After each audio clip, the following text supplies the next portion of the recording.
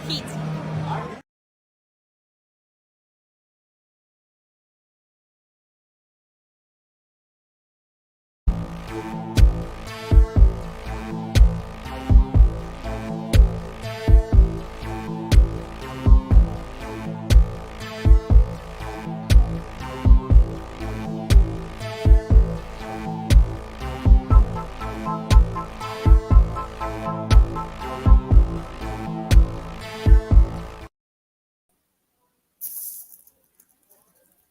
Oh, My God. Good good morning. morning, y'all. Listen up, you prick!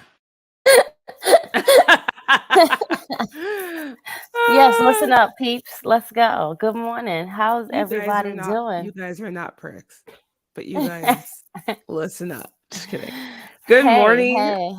Good Good morning, morning. Miss Krssi. Good You look morning, Miss absolutely Stephanie. stunning this morning, ma'am.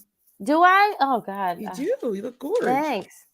Thank you, honey. I appreciate you. You look You look great. I know you're not tired. feeling well. I'm not What feeling the thing? best, y'all. I'm fighting something, allergies, cold, something that's stuck right here in my face. So if Yeah. I sound gunky, that is why. What's up, Oh. Taurus? Good morning. Hi, Dolores. Welcome. Good morning. How are you, honey? Thank you for being here with us so early. So We early. appreciate you. Hi, everybody. Welcome to Serving Face and Hill, episode 25. We are 25 today. Look at that. 5. Oh. We are adults. We can have a drink. We're still making bad decisions at 25, but it's okay. I mean, it's okay. That's what the Don't 20s are worry. for. Sorry. So anyway, welcome. It's been Thank a you while. for joining us on Sunday. It's been a while. We I haven't guess seen it's you really since only before been like 2 Backlash. weeks, Yeah. right? Yeah. But a lot has happened. I already wished you a happy Mother's Day, but happy post Mother's Day. Happy That's post why we were Mother's not Day, here friend. last Sunday. Yep. I think both of us were enjoying our Mother's Days. Hopefully you were spoiled by your kiddos and family. Mm-hmm. I was very spoiled. Good for I you. appreciate. I went Oh, to a winery Celestial. with my mom Ooh, and that's with cute. my daughter, and we went. Nice. My daughter did not have wine. She's Okay. 10. She had the virgin slushy. They're like wine slushies that this place had, and they were cute. amazing. Oh. But they had like little virgin wine slushies that didn't have the wine part. Okay. So she had one of those. But it was great. It was very relaxing. It was nice. It was beautiful. It was a good Mother's Day. And then I left the very next morning for a marketing conference for my job, which was awesome. So I have been gone all week, people. Busy. I've been very busy this week. I'm watching highlights for wrestling at this point for this week. So if y'all want to chime in and help me out a little bit, that'd be wonderful. But a lot has happened this week, the last 2 weeks actually, since Backlash. Since we last, yes. A lot. Can we just talk about Backlash for a few minutes, friend? Let's talk about Backlash for a few minutes. Let's what just did you say think that of the pay-per-view in general? I think that should be a mandatory location for Backlash. Like I that want is Backlash a money maker. there every year. I want it to be Period. a tradition. Done deal. Puerto Rico's crowd was absolutely on fire. Insane. Like they brought it. Like they brought put it, these yes. little US crowds to shame, all right? Yes, like, yes. They were excited, they were happy they were there. You can just tell when they are just grateful to have wrestling there. It had been, I think, 13 years? Yes. 14 years since the last time they had been in Puerto Rico. So and it was a very big arena. I was like, okay. So fun story. And I actually posted it on my Twitter. Like I said, I went to a marketing conference for my job the last week. 8 years, thank you, SP. I knew he'd chime in. You. Long enough. It'd been way too long. Way too long, yes. I actually hit it off. Like when you go to these marketing conferences, you meet people from all over the world. I work for ASM Global, who has a lot of the major arenas, stadiums, venues for entertainment around the world. Nice. I actually met the assistant general manager for that arena that Backlash was at. Oh my gosh. She is awesome. So I met her. We happened to sit next to each other. We just started talking, and obviously I noticed her accent. And I'm like, "Where are you from?" And she's like, "I'm from Puerto Rico. I'm the assistant GM. I can't pronounce it. Coliseo, whatever the arena is called." She's like, "Yeah." She was like, "We just had WWE in the arena," and I was like, "I'm sorry, what?" She's like, and I was, "I'm sorry." I'm like, "You're in Puerto Rico." I was like, oh, Backlash was just there. It's like, yeah. She was like, it was insane. So she actually posted a picture. I posted a picture with her. She's wearing her jacket, her custom Backlash jacket. That's nice. Awesome. And she said that the island was just energized like no other. Like she was like, before and after, the buzz around it was just awesome. And she said WWE was great. They were very generous to them and very wonderful to work with. And she's like, I hope they come back as often as possible, because she's like, it's the whole island. Whether you watch wrestling or not, apparently they were just excited because that's beautiful. Wow. Whether they currently watch wrestling or if they used to, they were just excited that it was back, and they actually gained a lot of new fans that weren't necessarily watching regularly anymore. So she was saying it was pretty awesome. So it was really cool that I got to meet her. Literally the assistant general manager of the arena. But Backlash itself, I mean, I was in absolute tears, you guys, with for Zelina. I was doing well, and then they showed her face, and you could just see how much it meant to her. Just to she looked amazing. She looked amazing. The flag cape that she had when she was carrying down the aisle, and the response the people gave her. And she's not a Puerto Rican native, as far as she wasn't born there. She's an American Puerto Rican. However, those are her people. That's where her parents were from. Is her blood. So and obviously she's very familiar with Puerto Rico. She's been there many times, and she said it just felt like home. Like it felt. I did talk to her separately afterwards, and she just was overwhelmed, and I think she said it in public as well. She was overwhelmed by the response. She was overwhelmed by that feeling. She felt like her father was obviously with her in that moment. And yeah, I was so happy for her that she got that spotlight. She deserved it. Yes, I mean they've missed so many spotlights for her. Opportunities with her. Yes, exactly. I'm so like, she needed. She's a good wrestler. She deserved this. Yes, she deserved that moment and that time of recognition. And what a way to like right a wrong. Yes, like I was so happy for her. The match itself, obviously, it wasn't like some 4-star classic. I don't really give a shit. Like, I know there are some wrestling fans who are like, well, it wasn't a Dave Metz 5-star match. I don't give a shit. Like that. To me, the feeling that something gives you is more important than how good the match was. The story they tell is better to me than what the match might be. So, don't get me wrong. I like a good wrestling match too, but I was not expecting this to be a 5-star match. We knew Rhea was going to win, but it was more about the importance of having Zelina there in that spot, giving her that moment and giving her that spotlight. And at the end, that was more important to me. Yep, the standing ovation after she, lost or whatever. She deserved it. And the chant that they gave her, which essentially, my understanding is translates to "You are Puerto Rican, be proud." Is basically what they were chanting at her, and I was just like, I'm trying not to tear up. It's just awesome. It's just awesome. And again, I'm so happy for her. She's one of the nicest people. If you ever get a chance to just talk to her, she's just one of the sweetest people.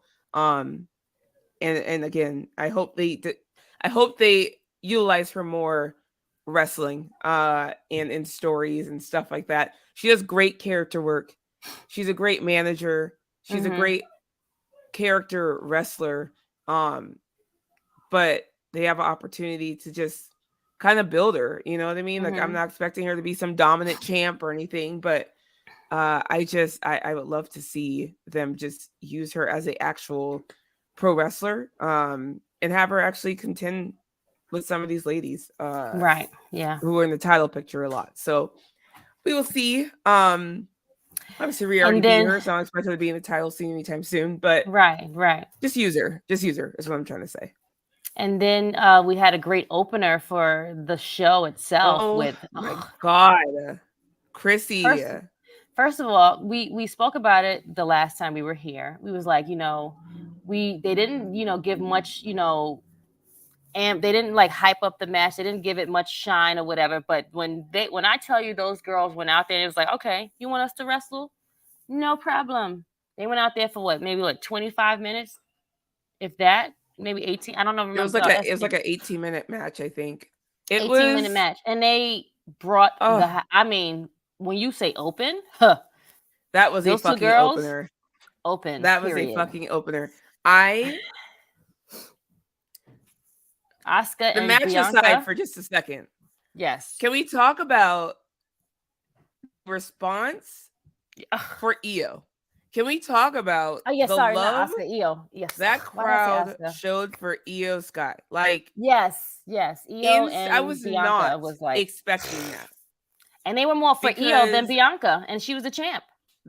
Exactly. Like, personally, guys, y'all know I love Bianca. I would have called an audible. Like, I would have just... If that's something that's kind of missing from this day and age in wrestling, it's a little too predictable with some of these dominant champs. Pull an audible. Do you remember? I'm sure you remember. AJ Lee, when Paige debuted and literally beat her. That was something very expected, seeing how dominant AJ Lee was, right? Right. Yes. There are times in wrestling I feel like you should pull an audible. It's not like Bianca can't win it back. I think they obviously wanted her to beat the record, which she had to win that night to beat the all-time All Women's Champion record. But that would have been such a hell of a time to pull an audible and just have Io go over in that moment, make a huge impact and a huge ovation, especially with the ovation she was getting from start to finish. Yes. I was not expecting that. Yep. Unfortunately, no one was. When Io has showed up in the U.S. crowds, if you know who she is, you give her a loud pop. But unfortunately, a lot of the crowds here do not show that type of love towards Io, and that's why it's like, I was not expecting that at all. But I found out afterwards, I guess Io actually has a lot of wrestling history in Puerto Rico, which I didn't know about. And so in her pre-WWE days, I guess she has wrestled in Puerto Rico before. And so I guess she's known there. I was not expecting that kind of response for her. And they were there for her the whole time. They were booing Bianca. Yes. Booing her. I was like, what's happening? Like, what's happening? I've had times, but it's kind of like Asuka and Bianca where they both get cheered. I haven't heard Bianca get straight up booed like I did when for Backlash. But the whole thing is definitely giving her that John Cena effect, because remember, like, certain people that he would face, and you would think that they're obviously the heel, but they're being cheered, and he's the one that's being, booed. So yeah. Okay, so last audible we got from WWE's Brock winning the WWE title at day 1 last year. When it's an audible in WWE, it usually is what fans don't want. I know. Yeah. I know. I listen. We're gonna talk about it because if I was in the back, I would have said, "Let's pull an audible. Let's have Io go over. They can have a rematch at whatever, and Bianca can get it back if that's what they really wanted." But for me, I'm like, pull the audible, man. I don't know. Obviously, they have this story going on with Io and Damage Control. With there being some friction between her and Bailey. So obviously there's that story going. So I'm assuming. But now that, go ahead. I'm assuming they were gonna probably be headed towards Io versus Bailey, at some point here. But Now that Dakota's injured, correct. So I we'll don't know see how that's gonna go. We have so many injuries, that makes guys. Oh my that makes god. a good segue into, I guess, what our news update. Sorry, is there anything else to talk about for Backlash? I apologize. No, that you've done everything. Don't worry, babes. It's good. Okay. It's a good segue to our injury reports. Segue into our news updates. What's with the fucking injuries? There's so many. So many women are injured. Like industry-wide, men and women. Like there's so many injuries. We actually talked about it before on our last show, like how many injuries are happening, and it's still like it's added to the list now. It's just adding. It's just added to the list. So Dakota is injured. Dakota is injured. As we were just talking about, they were working. There was a story with the friction between Io and Bailey. Dakota and Bailey were going for the tag titles. I guess in that match, they got Dakota got hurt. Yep. And so now they cannot go for the tag titles together. But there's also another injury. Yep. They were tag team women's champions. Liv and Raquel had to relinquish the WWE Women's Tag Titles because Liv is injured. And it sounds like she won't be better, if you will, probably in time for Night of Champions, I'm assuming, is why they're rushing this a bit. I'm assuming. But on May 29th, they are crowning new champions. There will be a fatal 4-way match between Chelsea Green and Sonya Deville, Bailey and Io, who have their own little friction going. We saw the return of Ronda and Shayna last Monday on Raw. Yeah. And then they also have Raquel in here with a mystery partner. So who we don't was know just who that's now going to be yet. I thought they picked her, but okay. Did they? I thought she picked the partner. I could have swore it was oh god, what is this girl name? Oh no, I can't remember right now. Sorry. SP, if you want to chime in there, because I thought she hadn't picked it yet. If Ronda and Shayna were not there, I definitely was going to give it to Chelsea and Sonya. But I really want Chelsea and Sonya to win because I think it would be incredibly entertaining.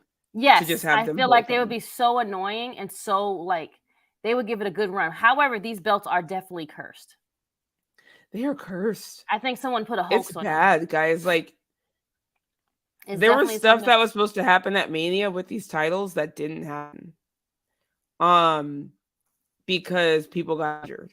And it was like it was just bad. Like I think you guys remember there was a at the time, I think that's when Becky and Lita were holding them. Becky and Lita and Trish had their match on Saturday. My understanding was there was supposed to be another one on Sunday. Right. But because Shayna and Ronda, who won the match got injured, it was just a mess. It was just a mess. And I think they called an audible there. They had Liv and Raquel beat Trish and Becky for them, which kind of helps start the Becky and Trish rivalry. Right. But it was just the way everything went down just didn't go right. Well. These titles are just fucking cursed. SP said Bailey and Io, who are SmackDown talent, are on Raw 2 weeks after the draft. Here's the thing. I get it, but the tag titles are a little different because with the tag titles, you can kind of go wherever. And so I get that tag teams, no matter which show they're from, are going to have to go for the title. You know what I mean? Like if there's a title match. I just think that it's stupid. I get it. It's just the whole draft in itself is just dumb for my liking, especially this year's draft. Don't get me ranting now. Do not get me. Well, for tag teams, it really shouldn't apply because you might have to go over to a Raw or something for a title match. I don't know. These titles are look. And Bailey posted. Let me see if I can pull this up.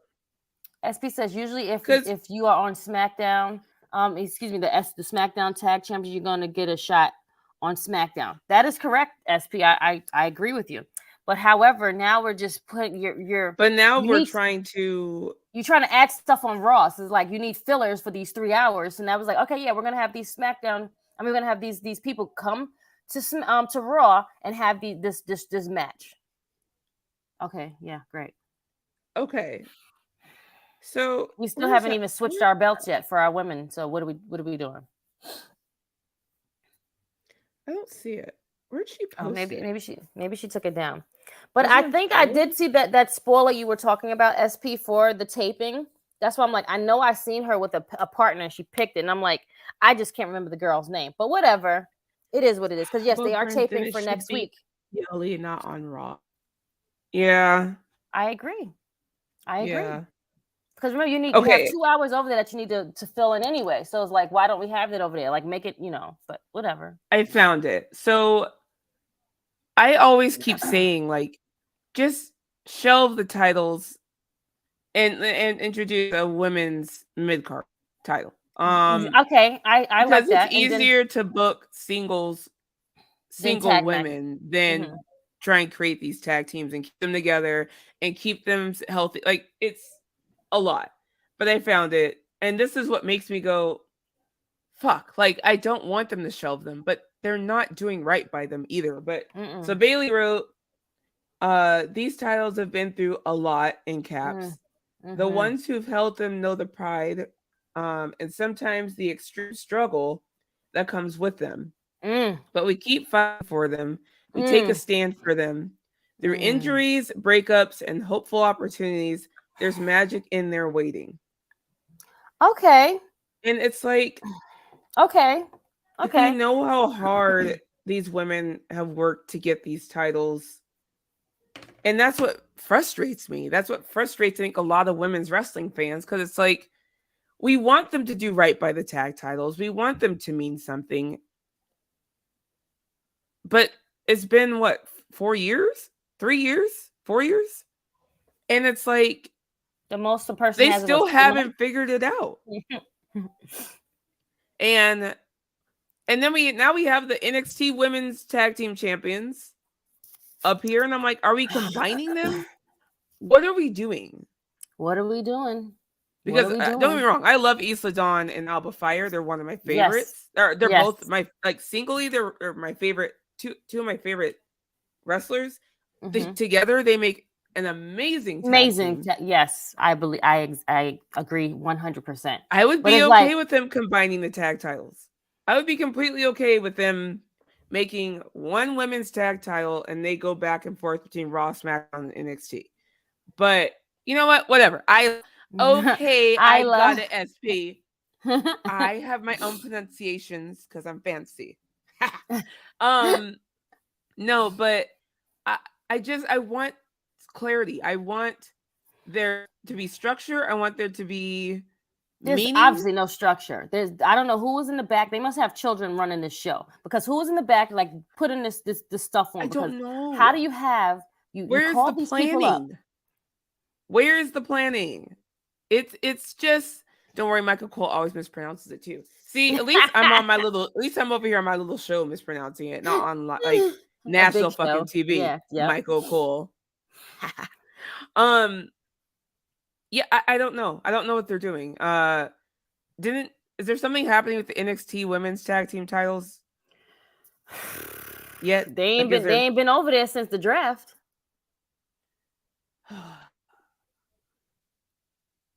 Yep, just combine exactly. them. Yep. Just because I think the people I read off, the Isla, Dawn, even in that women's fatal 4-way match for the tag titles. So I'm like, I don't know what we're doing.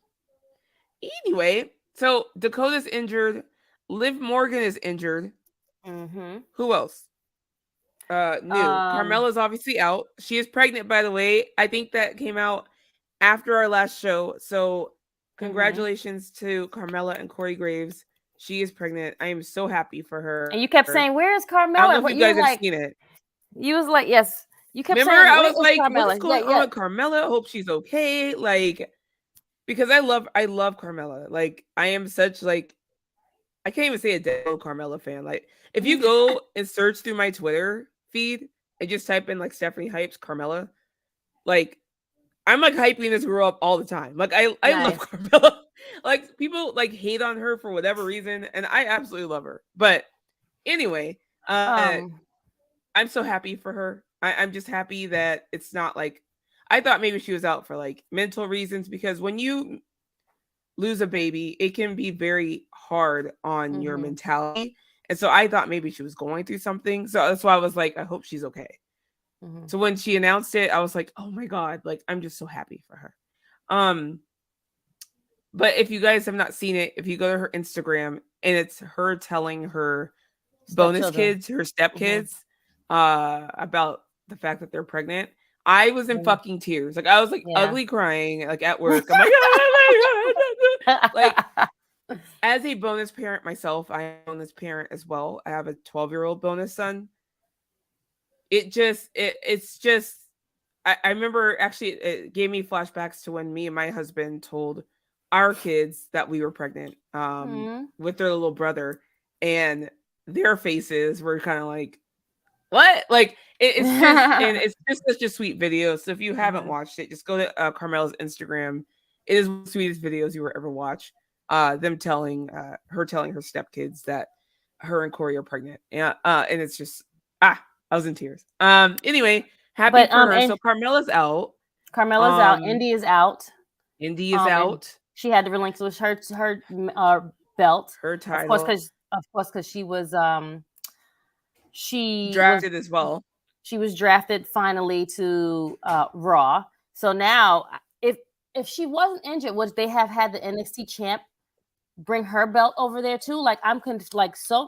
I think if she wasn't injured, I think she would have defended it. Like, I think she would have had like one more match defense, and then they would have crowned somebody new, would be my guess. But since she can't wrestle because she's injured, she had to relinquish it. And I believe that, I'm sorry, y'all, you're gonna have to catch me up on NXT. I believe, isn't Tiffany and it's gonna be Tiffany Stratton. It's going to be Cora. Yes. Right? Where's the thumbnail? Hold on. I was like, I forgot who it is. I know Tiffany's in it because Tiffany's been talking shit all week on. So there we go. There we go. Thank you. Cora Jade versus Lyra versus Roxanne. Roxanne versus Tiffany. If Tiffany Stratton do not get this belt again, they better put the everyone. So I keep getting. So the two clear favorites in this are Tiffany and Cora. Right. I hear a lot of people saying, no, it's Cora's time. She needs the strap. She should hold it before Tiffany. Tiffany's the full package, y'all. Yeah. The full package. That woman's amazing. Not that Cora isn't. I'm not a Cora hater. I'm not saying that. Cora's great and all. She just doesn't give me what Tiffany gives me. Okay. Like, Tiffany is just phenomenal. I know she still has work to do as far as her in-ring goes. I'm not saying she's the perfect in-ring worker, but I feel like her holding that title will be amazing. Like, I feel like it would be just like how Mandy Rose was. I feel like if she get it and she could just go go off. I feel like if once you give it to her and it will spark that fire, it is going to be like off. Yeah, it'll be great. It's going to be fucking great. As we said, Cora Jade's a little more and she is. Cora Jade is further along than Tiffany. And that's what I just said. Tiffany still has some work to do in ring, but her character work to me would be amazing with that title. Like, you couldn't tell her shit at that point if she's holding that title. Like, like, she already acts like her shit don't stink. Just imagine if she's holding the NXT Women's Championship. Like, I think it would just be character-wise a lot more entertaining for Tiffany to hold it. Yeah. However, I see a lot of people going for really Cora Jade. Rooting for Cora Jade. They think it's her time, and she is further along than Tiffany. And one of those two should win. Like, it should be one of those two. No, don't get me wrong. I'm a Roxanne fan. Yeah. But Roxanne has held it already. I don't think she needs it again, per se. I actually thought she was being called up, which is why she dropped it in the first place. But she wasn't. And so I think let's just have someone else hold it. I'm fine whether it's Cora or Tiffany. Yes. But I'm rooting for Tiffany. I'll be honest. I get your point, SP. I do. I don't want her to be compared as well. You're absolutely right. So yes, I do agree with you. So maybe that could be the thing where it could be like Cora or Roxanne, and then. But do we need Roxanne to do it again though? Like, not really. I mean, do you want to see another Roxanne run? I mean, I would be fine with it. I wouldn't be upset. Here's the thing with Roxanne for me. Roxanne to me is like a level above almost all these other women as far as wrestling goes already. She needs character work. So what Tiffany has in character, Roxanne needs. Do you know what I mean? What Roxanne has in ring, Tiffany needs. So it's almost like yes, they have the reverse. They need Roxanne needs improvement on character. Tiffany, to me, who's already great in ring, she's not bad. I'm not saying she is. She needs to get to that next level of in ring. Cora, I think, has her character down now that she is heel. And she's already a step above in ring as far as Tiffany goes. So I get why people are rooting for Cora. I wouldn't be upset if Cora won. That's what I'm saying. Like, it wouldn't be a bad move. I'm just a Tiffany Stratton fan, guys. Let's just be real. I'm just a Tiffany Stratton fan. You're a stan for Tiffany, yes. Yes. Roxanne's gonna need to get another one since hers got cut off too soon. Well, so that's the question, right? Did they cut it off? Right. They gave it to Indy, which was wonderful. I'm glad Indy got a chance to hold it, but I thought they did it because they're calling her up. They're not. Right. They didn't call her up. Her drop it in the first place. That's my question. Like, just so have to give it to Indy, just so Indy could hold it before she got called up. Like, it just doesn't make sense. It was stupid. It definitely did with that stupid anxiety story. I know. Oh, with Roxanne. I know. I'm like, and then like the doctor said she's not gonna be okay yet, and I'm like, well, what's going on? Like, right. And I don't know. As someone who suffers from anxiety, I've never been able not to go to work because of it. Sorry. Like, that's not how anxiety works. My ass to be regardless. Exactly. That's not how that's not how it works. You know what I'm saying? How much more? Queen Monet said, "How much more characters Roxanne need? She's so amazing as this lovable, adorable babyface." So it's when I say you want me to take on NXT, this works. When she gets to the big leagues of the main roster, why am I rooting for her? What separates her at this point from Candice LeRae? I have the same problem with Candice LeRae. Great wrestler, adorable babyface. Why am I rooting for her? That's why she gets lost in the sauce on roster to me. Like, you have to have something that sets you apart from other people, especially when you get up to main roster. You have to have a star power about you. To me, Candice LeRae does not have that, which is why again, she gets lost in the sauce up on main roster. Now, it's not all her. It's also booking, obviously. But what sets Candice LeRae apart from someone else on main roster?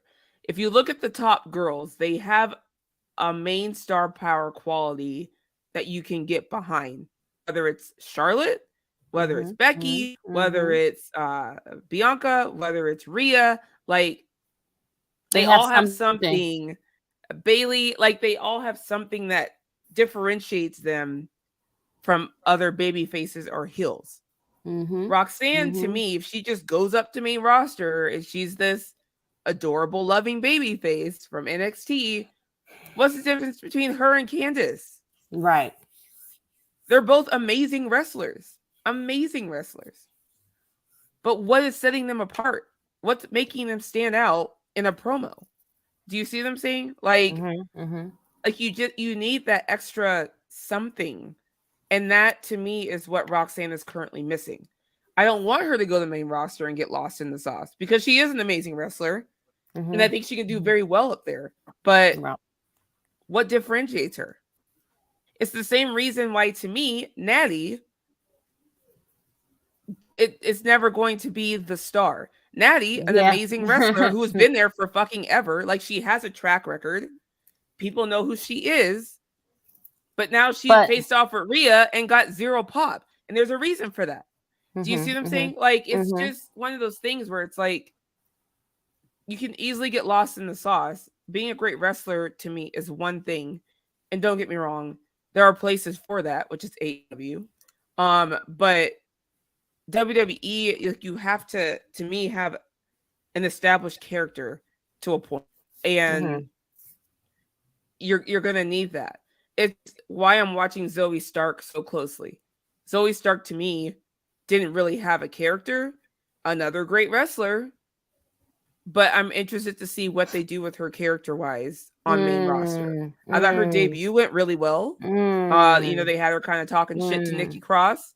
They had her beat her definitively in her debut. And I'm interested to see how her character comes off on the main roster, and if it helps her stand out. I still can't put my finger on her for whatever reason. I don't know. I don't get it. I can't either. Again, amazing wrestler. If it was me, I would actually have Zoe Stark as somebody's like security or like what's it called? Not lack, but do you know what I mean? Like, I would have her be somebody's, like, I would actually put Zoe with like a Chelsea and then have Zoe be like the muscle. Does that make sense? Like someone that has an outlandish character who's kind of a pussy, if you will. And you have Zoe the muscle. Like, I almost feel, but I'm curious to see how she does on her own first before they do that. But I do feel like she could be the muscle for somebody who has a better charisma on the mic, if you will. I like that. You can put those two together. Exactly. Like a Carmella who has the character work, who's kind of a pussy when she's a heel, right? She's kind of like right. And then Zoe could do the muscle, work. Exactly. Yes. Someone like that, I think Zoe would do very well with to establish herself on main roster. And then you build her character from there, right? But again, we'll see how she does on her own first. I thought her debut actually went really well. I kind of like how they're debuting some of these NXT talents. I thought they did really good with Grayson Waller. Grayson, I liked how they introduced Isla, Dawn, and Alba. I thought that was actually very well executed. I just don't know what they're doing with the fucking titles, but I guess we'll find out. Pretty Deadly did very well too. Pretty Deadly, I thought they did a really good job introducing them. They mix well on SmackDown. I'm happy that they are all on SmackDown. They're good over there. They do. So some of the call-ups are really good. A lot of people upset that they didn't put Pretty Deadly with Seth, but I'm like, that would have been too obvious, guys. It would have been too. No. Like, Seth is good on his own. Okay, right? Like, Seth doesn't need anybody with him. Doing very well on his own. If he ever becomes the little pussy heel again, then maybe we do something like that. When he was the Messiah, that's when he needed people. But now he's Seth freaking Rollins. He doesn't need people Seth freaking Rollins. Him. He doesn't need it. Yeah. Ladarius said, "Sorry, I'm late." Ladarius, unacceptable, man. Unacceptable. I'm just kidding. Good morning. Good morning. I'm glad you joined us. Let's see what else. Let's read some comments. I haven't read many comments, guys. Frantic World said, Cross, Johnny Gargano, and others went back to WWE and they're not doing anything. SMH. Shake my head. I know this is a women's show, but we can talk about Cross for a second. He follows me, so I don't want to say anything on Twitter ever because I'm like, you might see it. But it just ain't working. I don't know. Like, it just isn't working. On main roster, I almost feel like he should go to NXT. Let's just be honest, Stephanie. like since he's been on the main roster, it has not worked. Like I don't know The first time they tried him on main roster, it didn't work with the fucking dominatrix outfit. Now he's on main. I like his look now. It's just not working. Like it's almost like he's in a Baron Corbin situation where it's like they don't know what to do with him. Like they don't know if they want to push him or not push him. I'm assuming they want to push him. I don't know. There are certain people that Triple H brought back that I feel like he just shouldn't have, if that makes sense. I like that idea now. That would have been pretty great. deadly. I know. Oh my god. Oh my, and then like have them like try and take over like completely. Yes. Like, and then they end up like we're the real models. Like, yes. Yeah, like have them like try and take over like completely. I would like that more than what they're trying to do with Otis and them. Yeah. I'm like, just let it go. Leave Otis with Chad Gable. We got it. Like it's fine. Like why like I don't like that they were trying to like push Otis onto the male model stuff. Like the Alpha Academy is what it is for a reason. Like let them be unique and authentic. Let that stay at where it is. Like do not mess it up. Right? I'm like leave that be. Like Alpha Academy is great by themselves. It was cute that she likes Otis and whatever, but I'm like but now they're on separate shows because Maximum Male Models is on Raw and Pretty Deadly's on SmackDown. So it wouldn't work. But I guess if people can go over from show to show anyway. No? Okay. That's the other problem too. I'm sorry, again, I know this isn't an issue we're talking about women, but I'm gonna go on the male tag titles too. Can we please separate them? Yeah, I'm glad Kevin Owens and Sami Zayn won the undisputed with whatever. But I'm actually very bored with him. Put the Raw titles on Raw and put the SmackDown titles on SmackDown and call it a fucking day. Like, what are these tag teams fighting for? And it's like, what are they fighting for? You gave them the tag titles, right? And then put them on Raw. And they put them on Raw, but you're still feuding with the Bloodline. So like, it doesn't make sense. Like I get the whole thing of like they're the champs. Like now they have defended it with other people, but it still reverts back to them still going after Roman. Like, are they doing the NXT women titles? Like they will defend them to any challengers like New Day did. I don't know. It's a great question, Dolores. That's a great. I'm about to say the same thing, Dolores. That is a great question. We are literally sitting here saying, I don't know what the fuck they're doing. I don't know. Stephanie, again, I told you guys this rant yesterday about. I gave Triple H benefit of the doubt until, and I said this on our show plenty of times, Mania and the draft at that point, I consider this completely Triple H's roster and show. Because before he was still working with Vince's roster from the last draft. This is now his roster, his show. That was his Mania. So this is now all his planning. Yep. SPS said it. Like, you stop trying to act like this is all Vince. No, this is not Vince. This is all Paul. Paul is doing this. Even if it's Vince from a high level at certain things, this is all Triple H's roster at this point now. And shit still isn't making sense on a lot of fronts. What are we doing? What the fuck are we doing? Want to go back to the women? We still have the Raw Women's Champion on SmackDown, and we still have the SmackDown Women's Champion on Raw. What are we doing? What are we doing? Okay, like people are like, oh, hold on. Night of Champions. So some people feel like Night of Champions, they're gonna introduce like two new women's titles with different names. Like, I don't know. I think they're just like, fuck it. We'll just have the Raw Women's Champion on SmackDown. Like, I honestly think because they don't want to do that stupid title swap situation. They don't have to, though, Stephanie. All they have to do is just give it to them in the back. Like, they don't have to do it on TV. Like, you guys made the decision, obviously. But this is dumb. Okay, but this is dumb. You want to know why this is dumb? So, Becky is now a 6 times women's champion. She should really only be a 5-time women's champion. Why? Because she had to swap her title from Raw to SmackDown, from SmackDown to Raw in the middle of the reign. Gunther moved over to Raw. Guess what? His title reign hasn't ended because he's Intercontinental Championship, whether he's on SmackDown or Raw. Austin Theory is still the United States champion, and reign doesn't end and start a whole new one because he's still the United States champion, whether you're on Raw or SmackDown. Why do the women's reigns have to end just because they switch brands? Because the titles are branded. Change the fucking name of the title so you don't have to worry about, well, your Raw Women's Champion reign ends today because you have to swap to the SmackDown one. It's dumb. It's poor planning. He had a chance by this or plan differently at Mania. So if you knew you wanted Bianca to go to SmackDown, you should have had her drop the fucking title. Woo woo woo. If you knew you wanted Rhea on Raw still, you don't have her win SmackDown Women's. It's so dumb. Yep. It is stupid. It's poor planning. I'm sorry, y'all. I'm sick. So I know you hopped on after the fact. This, I'm a little stuffy. That's why I probably sound stuffy. It's also why I'm irritated. I have a very short fuse this morning. And things like this irritate me.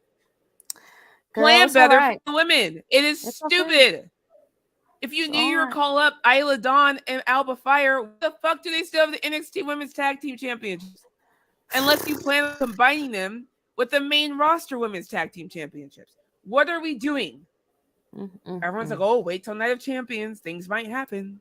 No, I'm tired of waiting. Make the shit make sense. It's not happening. It's out the window. And then we wait till Night of Champions and nothing happens. Oh, it's okay.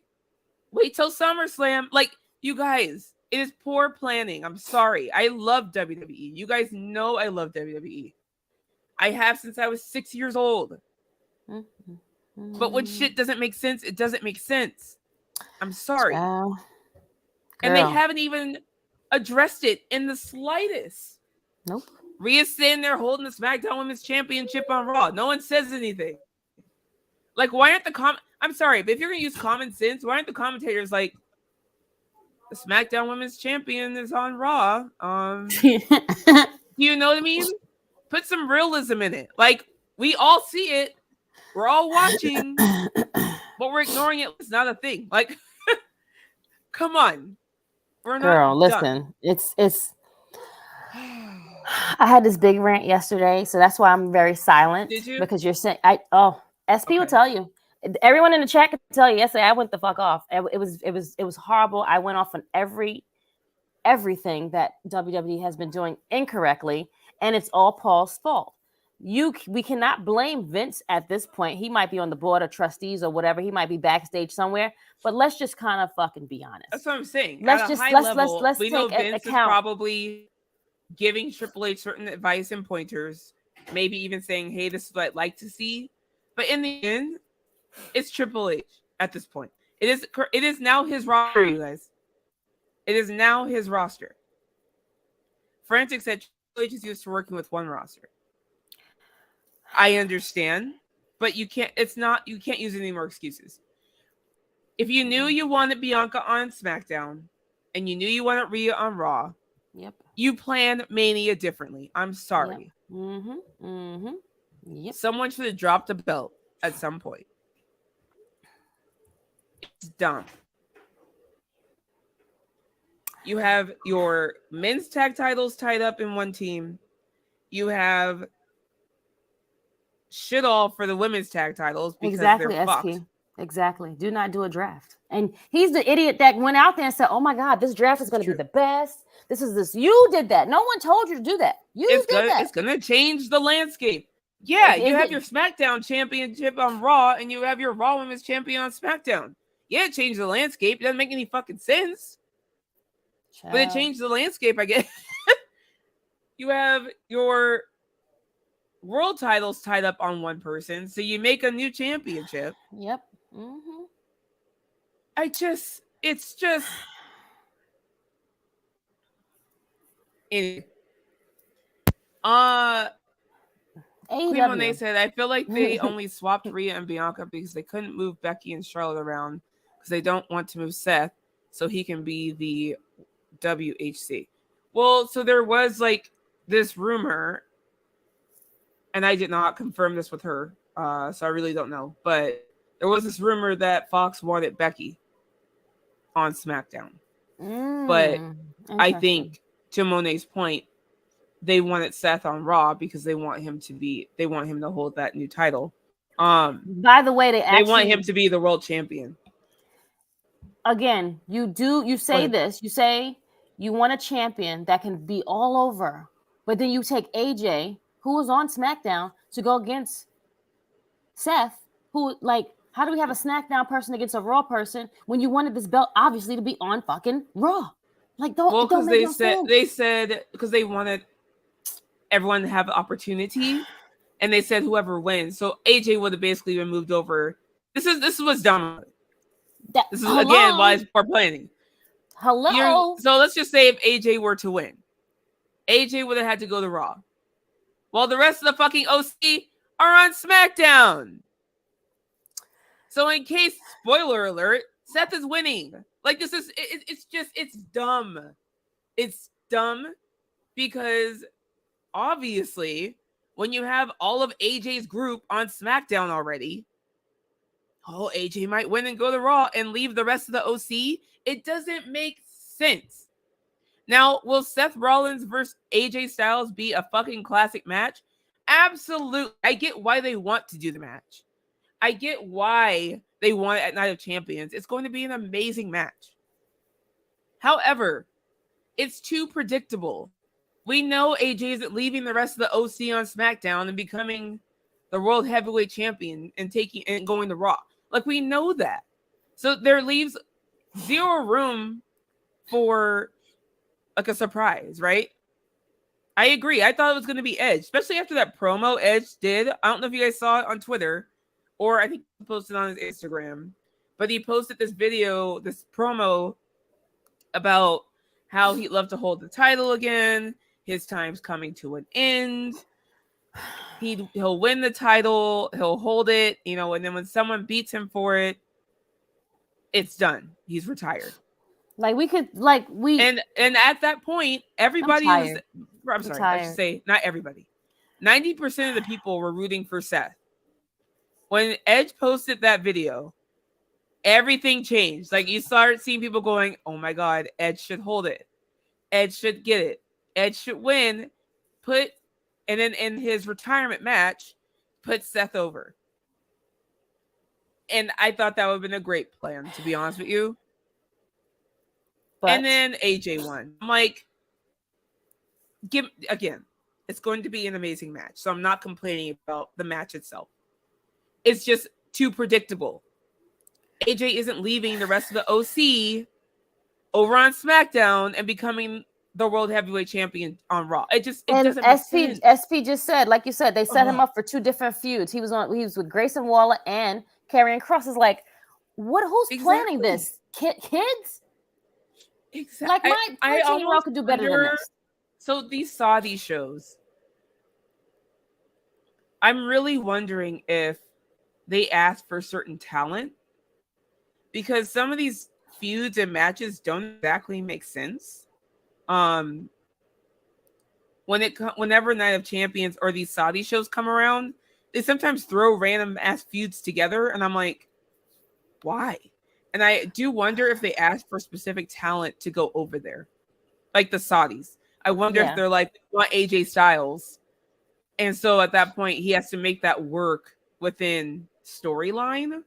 Do you see what I'm saying? It doesn't make sense to us, but maybe that's why it's happening. I don't know, because I have noticed, if you look at the pattern of these Saudi shows, they have people who never feuded before or didn't even seem like they were going to. All of a sudden they're feuding, and you're like, welcome. Okay. Right. I'm like, okay, I guess this is happening. Like, why are we doing Asuka? So right now we have almost 4 women's matches. We have 3, right? 2. Which is actually a big deal. Bianca versus Asuka, Becky versus Trish, possibly Rhea versus Natty, and if they decide to have a tag match after they crown the new champion on May 29th, which I'm assuming they won't, because isn't Backlash that next weekend, right after the 29th? After no, it's actually first week of June. No, it's before. When is it? No, Night of Champions is the 27th. The 4-ways after Night. Oh, okay. Yes. So it's the then we'll Monday probably have afterwards. 3 women's matches. Yes. We'll have 3 women's Right now matches, we have 3. possibly. They haven't confirmed Natty versus Rhea yet, but no. We have at least 2 right now. 3, I think, would be the most that we've had, right? Yes. Yes. So we've had we did the Queen's crowning there, and then Selena versus Dewdrop, and then we had the 3-way with Bianca, Sasha, and Becky. Yes. It was an awesome match. We had the Elimination Chamber match, and then we had the Raw Women's Champion match with Lita and Becky. So now we're having these matches. And now we have possibly 3 women's matches this time, which is progress, and that's what we want, especially for Saudis. That's amazing. For the Saudi show, and they allowed Sami Zayn to go this time. Maybe it's why I haven't really been watching a lot of live wrestling, because a lot of it just doesn't make sense to me right now. Girl, and you have to understand, I watch for the women. Don't get me wrong. I love the men as well. I love watching it. But what drove me to watch again in the first place were the women. And it's just been all over the place. I just don't know what they're doing. And it's frustrating me. I want the stories to make sense. I want the titles to make sense. I want things to make sense. I don't need to be predictable. But at the same time, I'm like, what are we doing? And then I'm like, we're not stupid. We can literally see that the Raw title's on SmackDown and that the SmackDown title's on Raw and nobody's addressing it. It's just kind of okay. The only thing that I'm entertained by right now, women's wise, as far as WWE goes, is Trish and Becky. Because they're actually going all in on this. You have Twitter and everywhere. On Twitter and everywhere. Trish just dragged her to the moon every day. And it's hilarious to me, and I'm excited for it. But it's just and that's a non-women's title match. Or non-women's title feud, excuse me. And I'm just what are we doing with the women who do have the titles?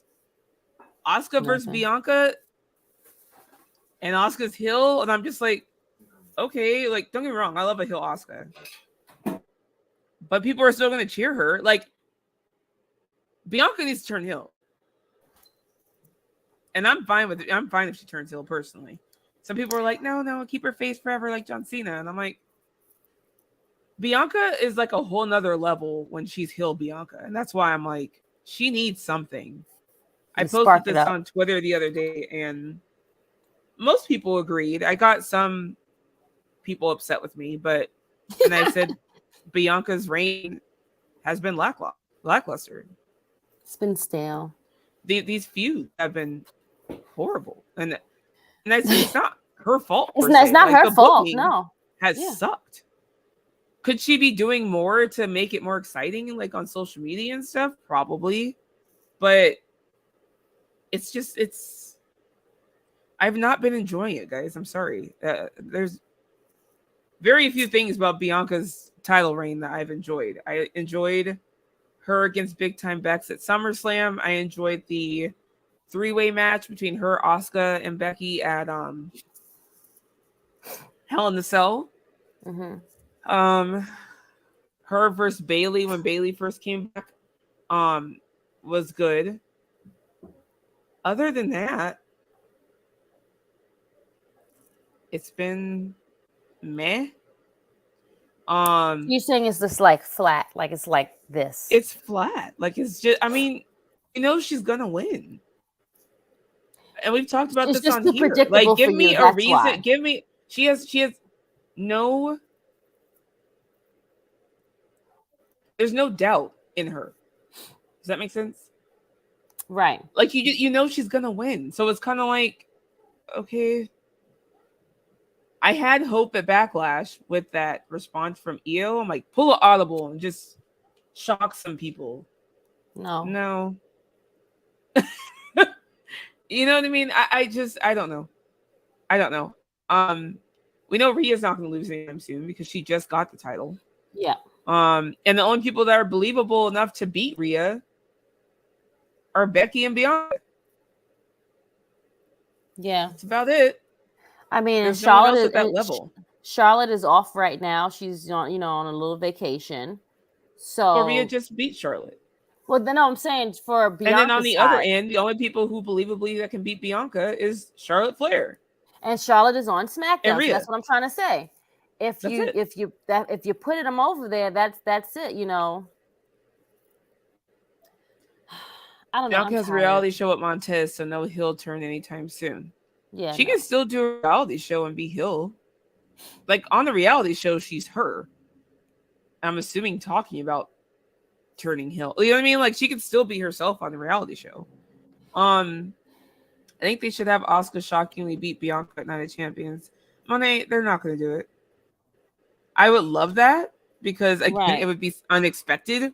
And that's the problem to me with the women's division. There's not a lot that they're doing that would be unexpected at this point. You expect nobody to beat Rhea, and you expect nobody to beat Bianca, except for maybe a small handful of people who are at that level. Yep. Shock factor would be amazing, and have someone you didn't expect to beat one of them, but they're not going to do it. Which is the annoying part, if you will. So I don't even know where we're at. We start going off. we're now on. We're at AEW now, my love. We've given WWE a lot of like our time for the last hour. We've talked about the stupid draft. AEW.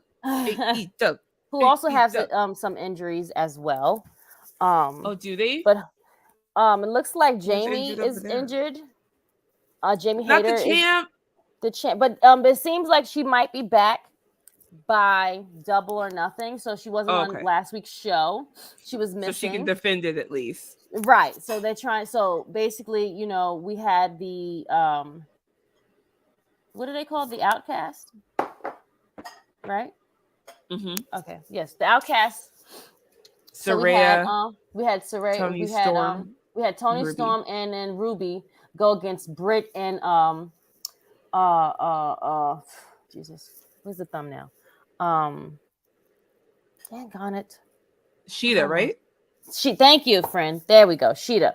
Which was a great amazing, match. By the way. Girl. First of all, when she came back. Good. I was like, okay, go Sheeta. She came back the week before, and we thought that she was going to be with the Outcast, but then she, double crossed them and killed them with kendo sticks, and now is on Jamie Hayter, and she's with Jamie Hayter and Britt. So they had a tag match this week, and like we said, Jamie was clearly missing, and that's because she got hurt. So we're trying to have her on the side for right now and see if she's good for when Double or Nothing comes for next week as well. We have 2 pay-per-views next week. So that happened, and then we had Tony Storm and Ruby won, which was a great match. And then we had Tony go do a promo and go put in a challenge against Jamie. So that may happen at Double or Nothing. We're still TPD. So we hope that Jamie is recovering and getting herself together. Oh, it's official. Thank you, SP. It is official. So she probably will be missing again. Maybe if we will see her this Wednesday, we're not sure. But this is the for Wednesday or Friday, we shall see. And hopefully, they can do something good for that day. I don't know if Tony will win, or maybe if she's injured to like pull the belt off of her. I'm not sure what will happen. Right. But if the Outcasts do get it, that will be a great thing for the heels. And then Tony, because that would be 2 women's champions in a row that would have to relinquish the title because of injury. Correct. That was tough. Correct. Hopefully, obviously, wishing Jamie Hayter a speedy recovery. Yes. Hopefully she'll be able to defend it at Double or Nothing. Double or Nothing is like their WrestleMania, right? Yes. Yeah. Yes. The women's tag match on Dynamite was really good, Frantic said. Yes, it really was. I really enjoyed it. It was one of my top matches of the week on True Hill Heat yesterday. So that's something. Tony's story. So Tony. So I always say like, who's doing better now that they've left or come back or whatever.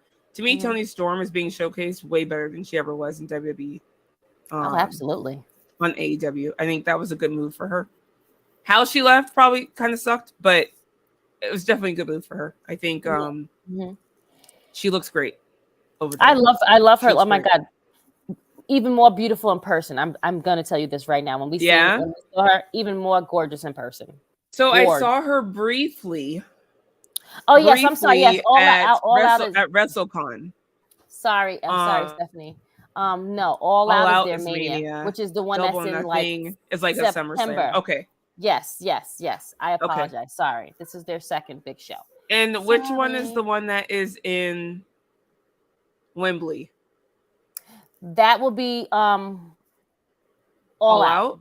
Yes. Which is like their Mania. Okay. All in. Whatever you. What? Man. I'm so confused. Wait, there's an All In and an All Out? Jesus Christ. Okay, hold on. All Out, I remember, was the one that was in Vegas. That was their very first pay-per-view, correct? Correct. Yes. Okay, which is like their Mania. That's like their big annual one. Their biggest annual one. Correct. Double or Nothing. I don't remember. SummerSlam. Okay. Anyway, if any AEW fans want to hop in and give me a timeline, because hot tag SP coming whenever. I remember their biggest one was in Vegas. That's what I remember. Like their very first. One is the event that the Elite had before AEW was created that helped Tony Khan create the company. Okay, and was that in Vegas? That was Chicago. That's where Cody had hit the throne with the with the sledgehammer. There you go. That one. Okay. See, I need like somebody to type up an AEW timeline for me. I'm not a dubber, so I need to. Is that a thing? Is that what they call themselves? A dubber? AEW. Double or Nothing. Nothing was the first AEW pay-per-view event, and that was in Vegas. Which one was in Vegas? I remember one in Vegas, the press conference, and it was like Chris Jericho, Britt Baker. Who else was it? Obviously, the tag team. All Out is basically a spawn of All In, but All In has been brought back to the London show. Got it. Cool. Double or Nothing was always in Vegas. Okay. So Double or Nothing is the one I'm thinking about then. Yes. That was the very first thing I remember seeing about AEW was this press conference, and they were about to have a pay-per-view in Las Vegas. It was Chris Jericho, Tony Khan, Britt Baker.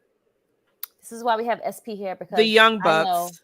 None of these dates or names or whatever, and they were like, it all out. And they were just and Cody Rhodes, and they were just talking about like AEW and how we're different and how we're blah blah blah. Like, and I remember that clearly, and I was like, they're starting their own wrestling company. Like I was like, what? Like I was like, what's happening?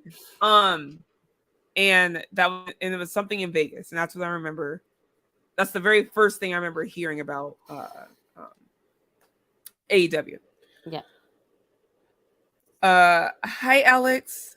By the way, sorry you got lost in the sauce. SP's giving me a history lesson right now.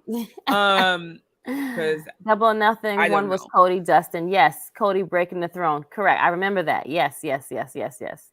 Bucks, Lucha Bros, Omega, Jericho main event. Thanks, friend.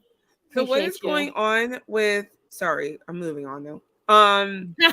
What is going on with Thunder Rosa? So I see like Soraya's saying comments about her, like not bad per se, but like is there still drama there? Because I thought they said like she apologized to the locker room and they accepted the apology, but was Thunder Rosa just like, what's going on?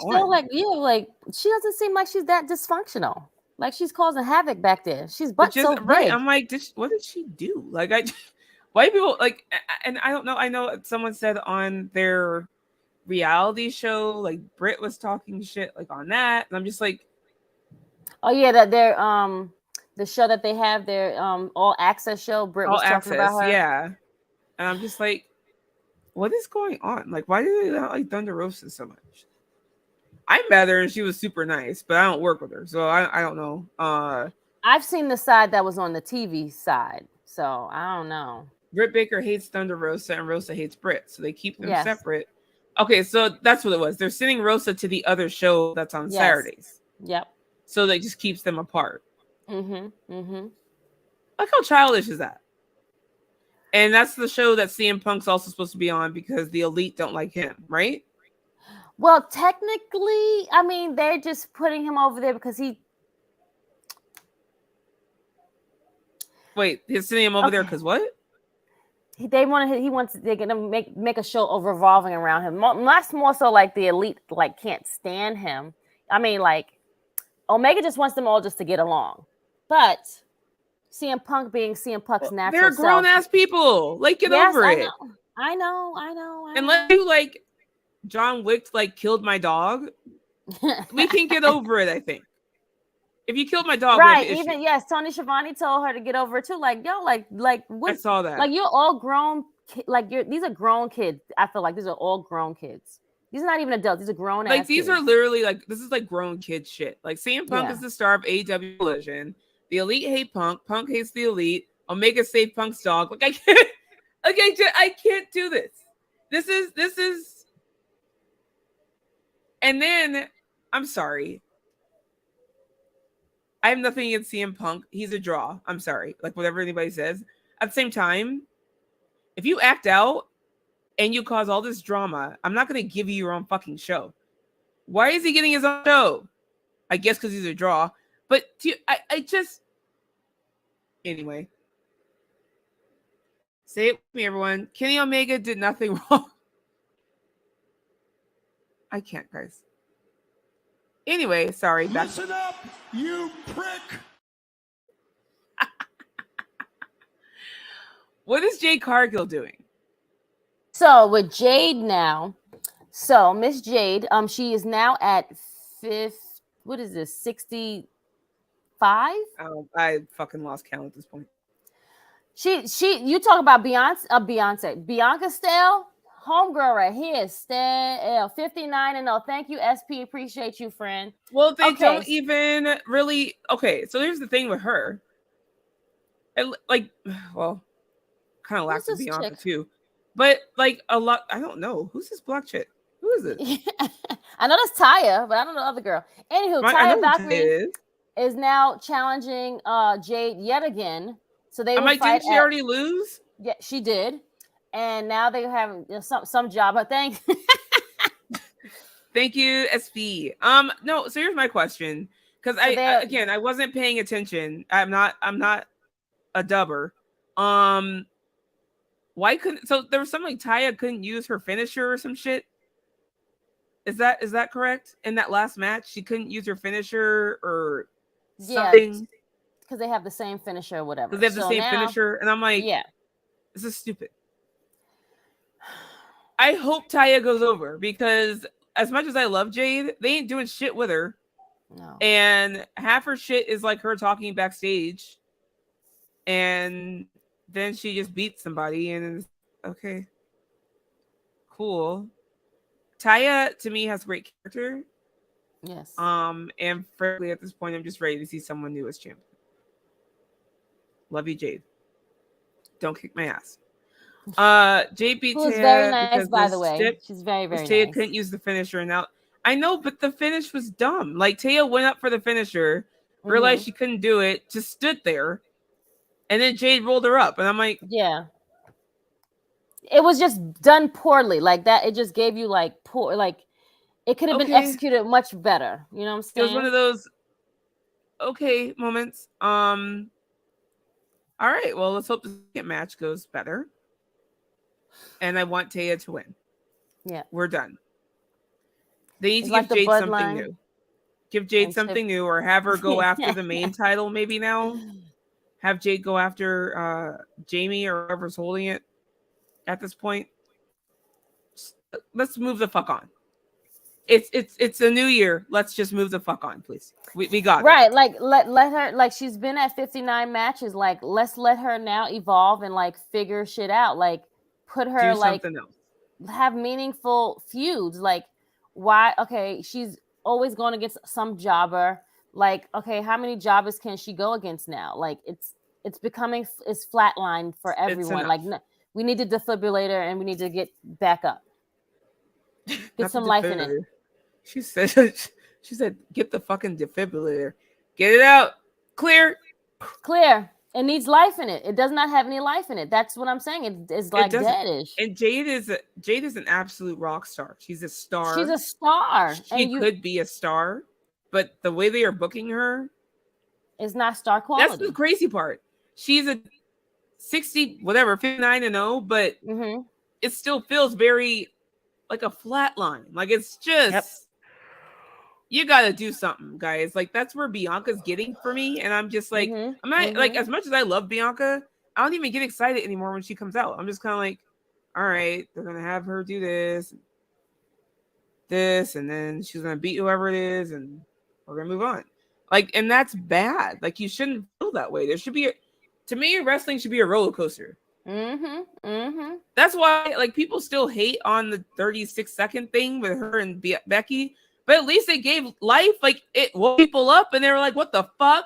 Like, what are they doing? Like, and it got you into that feud. It's just so flatline. And it's just like, okay, well, she's going to win. Yeah. Okay, well, they're just going to scrap. Okay, Asuka's gonna, spit blue shit in her face. And then Bianca's going to get her lick back. And anyway. Warner Brothers Discovery loves them some Jade Cargill, as they should. She has the look. She has all of this. All of that, but do something different with her. And she's even tweeted on Twitter quite a bit times. Like it seems like she's a little frustrated with her own booking as well. They aren't doing enough with her. I think she knows that. So let's spice it up a little bit here now. Give it to Taya. Let her run that division. Have Jade start going after Jamie and those other girls now on Dynamite. It's time to do something different. Yeah, I agree. Like let Jade have a match with Sheeta. Yeah, like there's like two levels of women. Like it's almost like Jade is the mid card, and then you have the other women that are here on Dynamite. Yeah, and if you're gonna have someone 59-0, it's time for her to now go up here. Like we're done down here. Like we got it. Let's get her to the next level. Whether she wins or not right away, I don't know. But she should be fighting for the main women's championship in AEW at this point. Let's move on. Our girl Trinity debuted on Thursday. So exciting! Oh my god! Did you see all the glow sticks? I love apparently, this is how Sasha brought those. Or Sasha, see, I did it again. Mercedes apparently brought those to the taping. And had them passed out. Which is awesome. But Trinity made her debut. Look at that outfit. That's so cool. Gorge. I want to glow in the dark outfit. I have no clue where the fuck I'm gonna wear it, but you'll find a place. Don't worry. I'm just wearing it around the house. Trinity had her debut match against. I don't know her name. Sorry. I don't remember that woman's name. Kylan King. Thank you. Kylan King. I could not remember that for the life of me. Anyway, she had her debut match against Kylan King on Thursday. Great match. I miss Trinity in the ring. She has a splits move, which I think all the men went crazy for. Different than Nikita's. Nikita's is a finisher. But she did the splits bounce on Kylan, which I don't think Kylan appreciated. But all the men in the audience did. However, Trin ended up getting the W. Again, just good seeing her back in the ring. She has not missed a step at all. I think this will elevate her and make her so much even more better, to be honest. I honestly have to say I was questioning it a bit. Really? Why Impact? Girl. But I think now I'm like, you know what? It was because their women's division is on fire. That's why. Well, when Trin did an interview talking about it, and that's what changed my mind, because she's like, they are the most consistent women's division. That's what in the United, listen. On in the United States, in the North America, and she's not wrong. She's not wrong. She's not wrong. I look at AEW and I'm like, because I thought that's where she was going to go, and I'm like, they're not consistent Impact enough. And you look know what they're so doing funny? with Jade. Like, it's just Impact was the right move.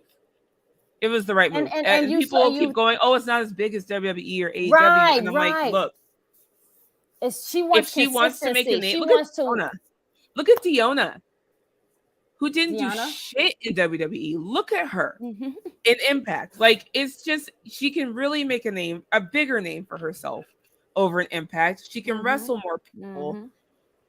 It was a good move. It was a great move. SP said she dropped that dun on her. Thank you, SP. If anything, Trinity added a few steps. She did. She did not miss a step. She added some steps. She added a booty drop. Look, I loved all of it. She will be wrestling Giselle Shaw at Under Siege on May 26th. It will be her first Impact pay-per-view match. I believe it's in Canada. And for a company that has a fire women's division, and they do smaller venues, they do so many pay-per-views, she just wanted something that's more consistent, that's going to keep, like, it's just going to elevate her. And London, Ontario, Canada. Okay. See, I was right. Boom. I'm sure Trinity wanted something that was going to make her go to another level. Like, she's done they're big consistent. leagues. They're presenting this woman like a main star. Right. They are presenting her like she has promos, backstage promos. She's on the TV promo. She's like one of the main in the site. They are presenting her like a top star coming in already. Yep. Like, I think they know a lot of people are now watching even more because she's on. Yes. I think a lot already watched Impact for the women, but this just helped that much more. And I see it on my timeline more than ever because she's on there. So I know people are watching even more. And so you have Jordan Grace and Deonna and Trinity really leading that division. It only means great things, because they have an all-star lineup there, and Tasha Stills, like, they just have a great women's division. I feel like women's wrestling in general, just even for me, I watched Impact more. I started watching it more before Trinity actually got there, just because I'm a huge Deonna, and I really like Deonna and Jordan. So I've actually started watching it more myself. But it was funny because I tweeted the other day, and it took me literally until Trinity showed up to realize that it's not live. Like, I did not realize you didn't know that it was pre-taped. I did not know that. Like, I was like, oh, my little WWE bubble, I think I said. I guess assumed it was live this whole time. That I watched it, not realizing it was pre-taped. Because I like pay-per-views also, and their pay-per-views are live. So I just assumed the shows were live as well. So forgive me, y'all. I didn't know. I learn new things every day.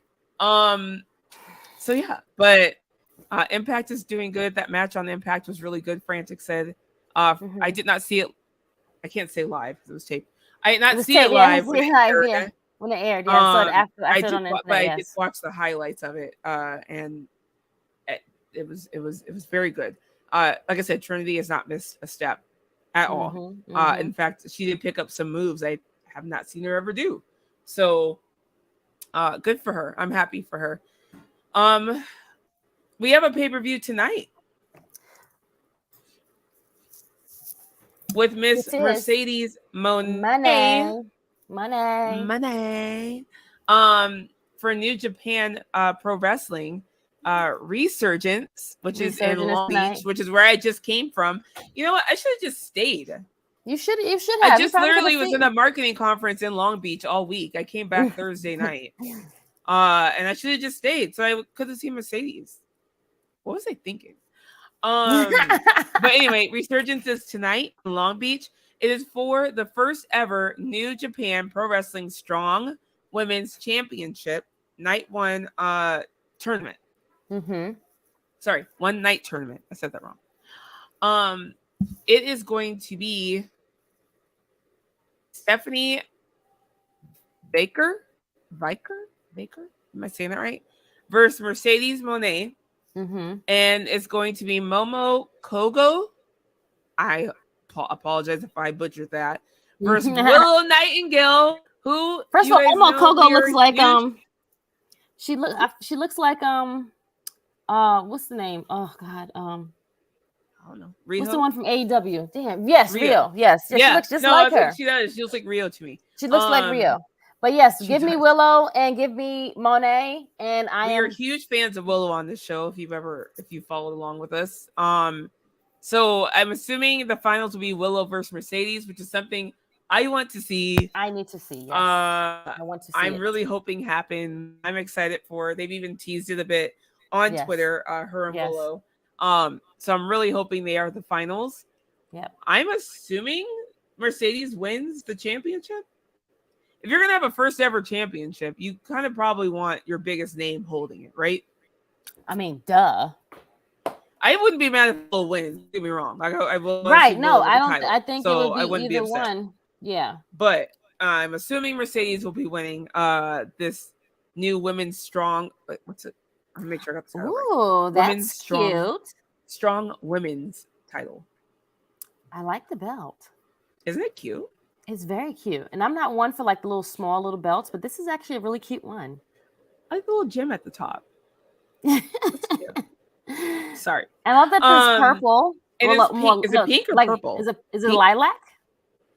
I don't know. I can't tell from that photo, but yeah. It does look like it could be lilac, right? Lilac, lavenderish color. Oh, it's cute. Family. And it will match Willow hair really good. Right. And she already wears the colors. I'm just saying. In the chat, I need to know who's winning, Willow or Mercedes. It's coming down to those two, is my assuming. And the finals is the main event tonight. So the women will be main eventing the pay-per-view tonight. Cool. Yeah, who's winning, Mercedes or Willow, Frantic? You gotta tell us. I need Willow and Mox to tell Mercedes to make a trip to London in August. Ooh. Well, I also think, I don't know if you guys saw, but Mercedes retweeted Trin about something, and she's like, I'm watching. Aww. Because there is that New Japan Impact pay-per-view together, I think in August. And I think a lot of people want to see Mercedes versus Trinity. And Mercedes is like, I'm watching closely or something like that. She does something like that. And I'm like, Multiverse on August 20th. Yeah. So that's also a possibility. There's a lot. That's the fun part about wrestling. There's so many possibilities with all these other companies. Cross-branding. That's the only thing I hate about WWE is that they don't cross-brand enough. And that's probably why that's why Trinity went over there, because she can do all these cross brands and work with other companies. Yes. So that we can.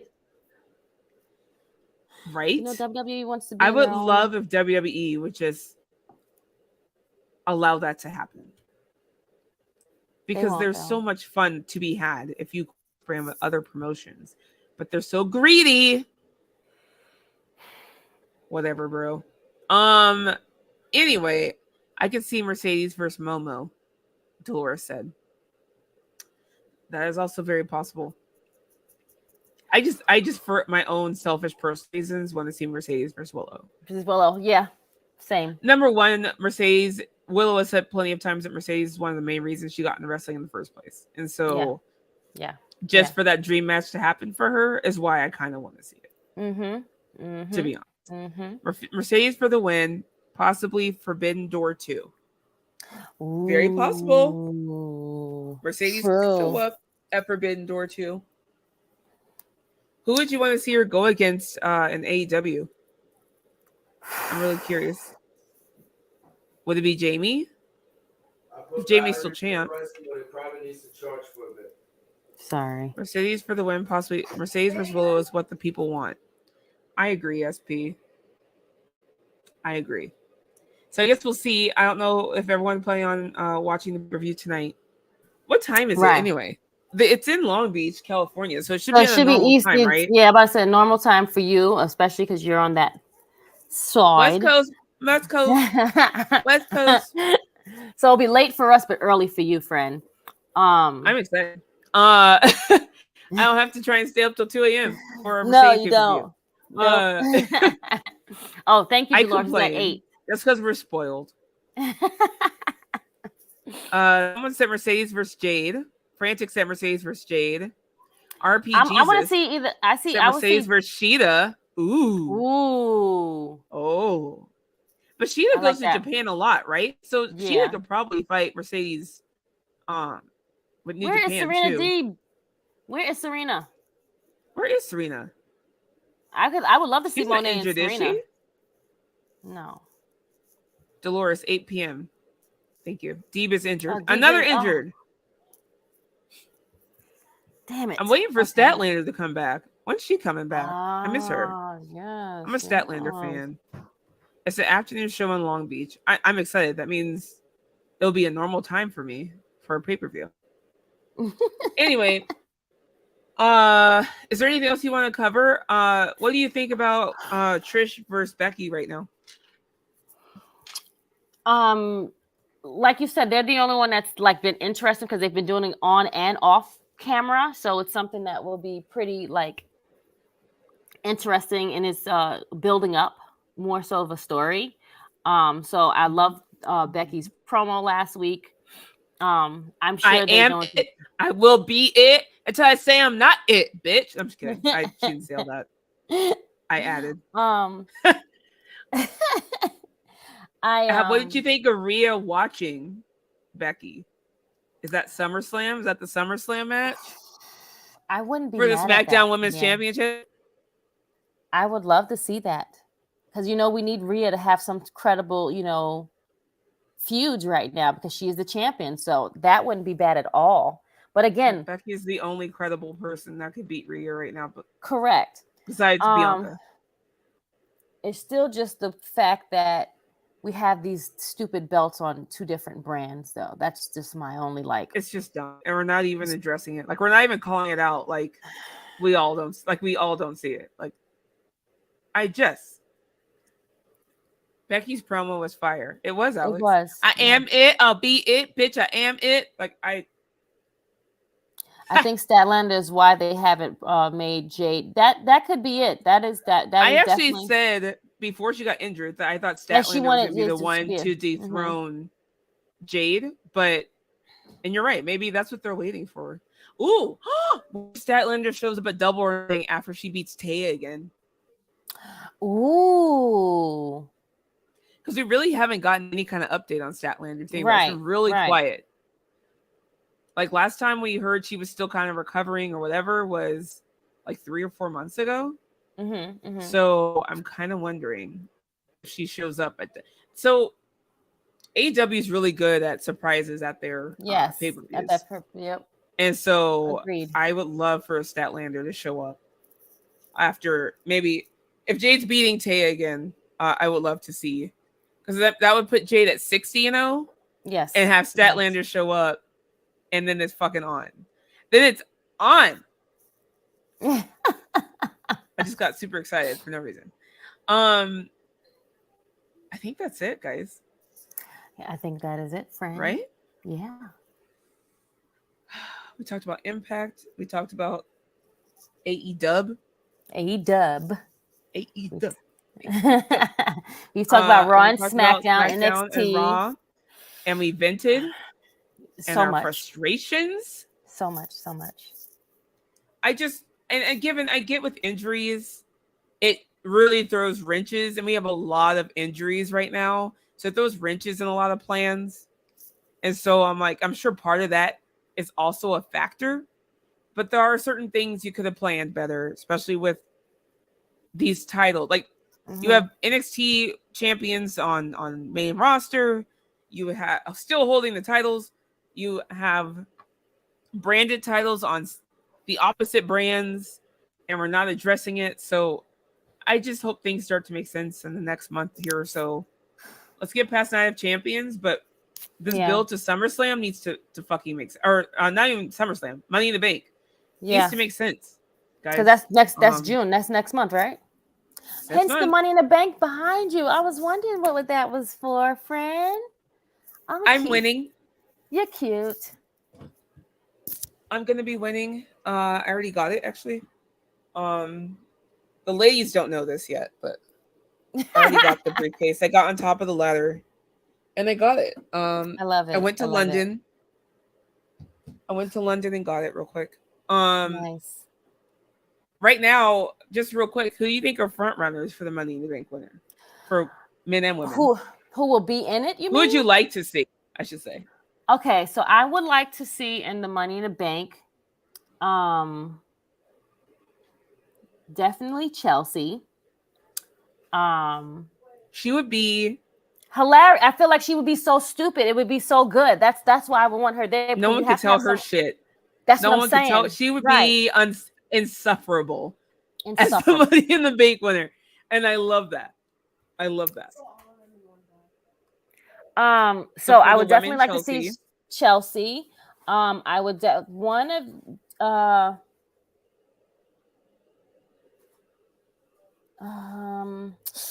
I see a lot of people rooting for LA Knight as the men's Money in the Bank winner. So now with the men's, they can do I'm guessing any challenge, like either Seth or Roman. Is that correct? Yeah, so Money in the Bank, you can challenge whichever champion. It should be the champion of your brand, but Roman. Right. They'll most likely go after Seth. Roman, I'm not mad at LA Knight. I wouldn't be mad at LA Knight. That's actually a good person to like go in there. One of the new guys, I wouldn't be mad at what's the guy that just came from NXT and he lost the battle royal? Damn it, he was JD McDonnell. I would not be mad at JD McDonough. I would love to see him in Money in the Bank. I said McDonnell. JD McDonough. I was just kidding. I would love to see him. I would see Grayson Waller. I think Grayson Waller would be incredibly entertaining as a Money in the Bank winner. Like, I'm a big Grayson Waller fan, so I don't know if I ever got to tell you guys, but at Mania, I was with Steve Fall and he interviewed him. Mm-hmm. Amazing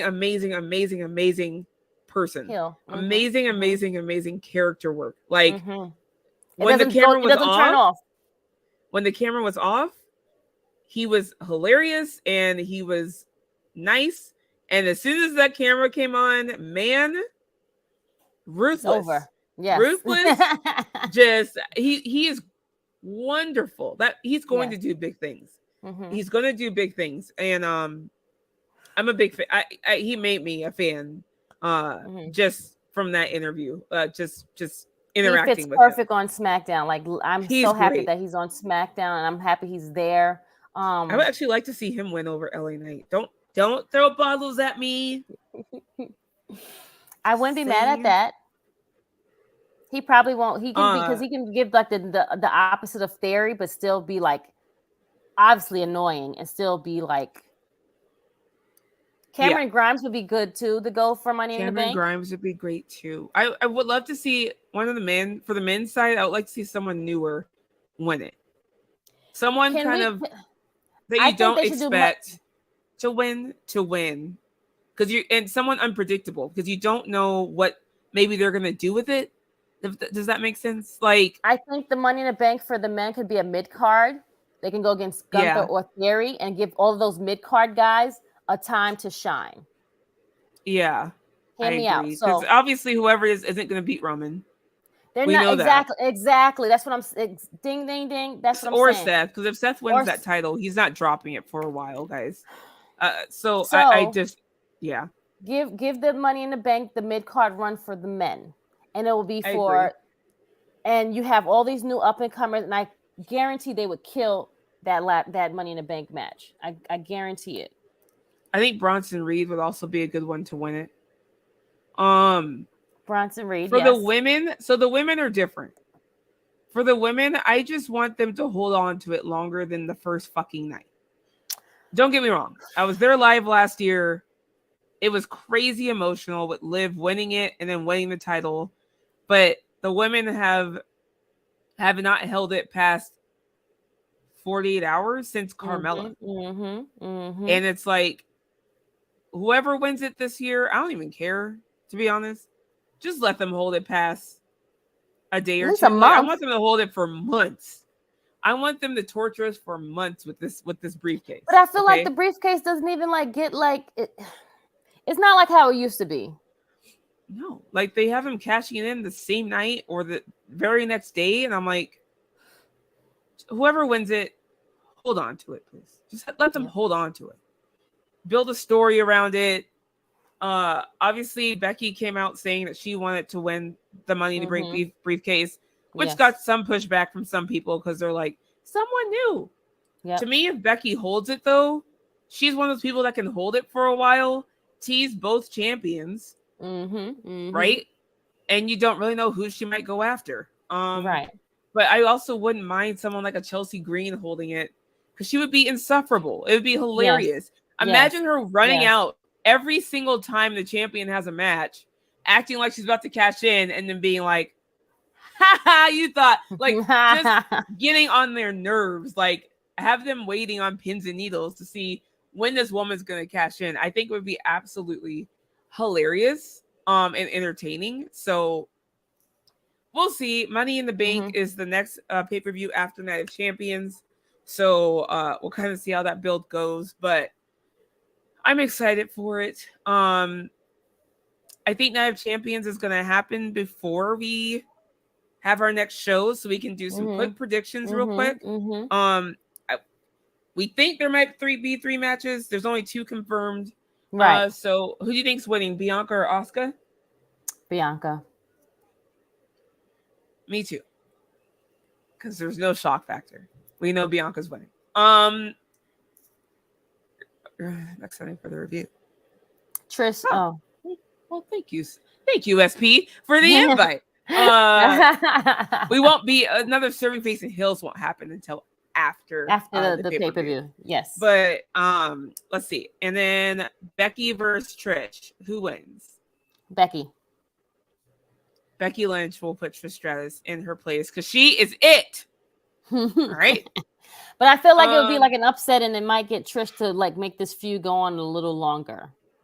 Well, so that's why it depends on what they're doing for SummerSlam or Money in the Bank. Because so some people have said, what's happening with Lita, right? Because technically Trish attacked Lita. Right. Is Lita going to be a factor in this? Is she going to show up at Night of Champions? Is she going to help? Like, we don't know. Is she going to cause a DQ, which then extends this possibly to Money in the Bank? It's very possible. So we'll see. I don't know where it's going, but we will see. I also think Becky will get the W unless there's a DQ of some kind. Yes. And then if it is made official, we also might have Rhea versus Natalya. Again, not a shocker. I think we'll know Rhea's going to win that. What do you think? Of course, Rhea's winning. Duh. Natty. The only championship Natty has not held is the Raw Women's Championship. Well, wish of luck to her, but that's not happening no time soon. Doesn't matter anyways, because Rhea's holding the SmackDown Women's Championship. So that's also true. I saw what you did there. I cannot. I think Trish beats Becky to prolong the feud a little more. That's also very possible. That's what I said. I was like, I could see Trish actually cheating and getting a W. Right. I could actually see that. Yep. And I think you're right. I think that if they're going to have Trish around for a while, which has been the rumor, I'm assuming it's not just going to be Night of Champions. It will probably also go through Money in the Bank. They're obviously teasing Rhea versus Becky. I don't know if that is more for a long-term thing to Mania or if they're doing Rhea and Becky at SummerSlam. I don't know. Right. But Rhea and Becky is obviously a big program for Rhea, and actual credible person to go against her. So I think it's very possible that could be the WrestleMania 40 match. It's Becky versus Rhea. So we will see. Because it should be Bianca. It should be Bianca versus Charlotte and Becky versus Rhea at Mania. However, we also thought Bianca versus Rhea was happening at this Mania, and they went completely fucking sideways on us. So, yeah. Anyway, we'll see. But I think that's it for us today, y'all. Also, guys, don't forget to watch along tonight for the New Japan Regions. It's at 8:00 with Romeo. So make sure you go and watch that on our YouTube channel. Watch party is always lit. And then they're going to do the round table tomorrow at 11:05 with SP and J News. So please support our guys. They work so hard. They're always working all the time. So make sure you guys watch that, as you always do. I don't even have to tell you. You guys are always there. You guys are like one of the best people. Not one of the best. You are the best people. That's always in our chat. You always show up. So we appreciate and thank you all. Other than that, and happy belated birthday to SP. His birthday was last week. The boss man's birthday. Birthday. Well, thank you for joining us today. Yes, Miss Krssi, where can the people find you? They can find me on every Saturday, 11:05. He calls me, he says I have the Roman schedule, which is not true. But Krssi, the part-timer. Just kidding. Right. I was a chaperone last week. I am a chaperone for the wrestling club. So I was with them last week. Other than that, you can find me at 11:05. That looks so fun, by the way. It was a great time. It was an indie show. The kids had a great time. It was great. I forgot. I saw Victor get in the ring. I'm like, stop it. Yes, he was the general manager. It was so cute for the day. But 11:05 every Saturday. Victor punched, yes. The educator. The educator punched somebody last week. He had to execute his general manager for the day props, his job. He did so he had to defend himself. And the kids were so hyped for him. I was like, that's so cute. Like they were so excited when he punched that guy. I was like, I can't do it. Sorry. Where else can I find you, Miss Krssi? every Saturday, 11:05, True Hill Heat. And then we do Serve and Face with my tag team partner Stephanie on every other Sunday.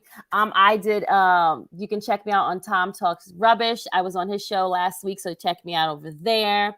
Other than that, I'm on IG, Twitter, and Facebook, Krssi Love _1 or True Hill Krssi Love. And that's it. Miss Stephanie, where can the True Hill peeps find you, my love? You can find me right here every other Sunday on Serving Face and Hills. You can find me on Twitter at Stephanie Hypes. You can find me on Instagram at Stephanie Hypes with 2 S's because it's double the fun. And every now and then I pop up random places, guys. Whenever I actually have time to do something, I pop up. So you can find me there. Follow me on my YouTube channel at Stephanie Hypes. Haven't done shit because I've been gone for the last 2 weeks. However, there will be more content there here soon. But thank you guys for joining us today. Happy Sunday. Enjoy. Thank you all. Resurgence tonight. Bye, Alex. Hi, Alex. Hi, Hassan. Hi, Hassan. Thank you all for joining us today, tuning in, chiming in. We appreciate every single one of you. Please subscribe and follow us, True Hill Heat. Subscribe to the channel, like it, comment. We do have a Patreon as well. So please, and we Twitch. Appreciate all the support. And Twitch. Yes. We appreciate all your support over the years. And for showing up every single weekend and week for us. So yes, we appreciate you guys. Have a wonderful day. See you soon. Later. Bye. Listen up, you prick. We are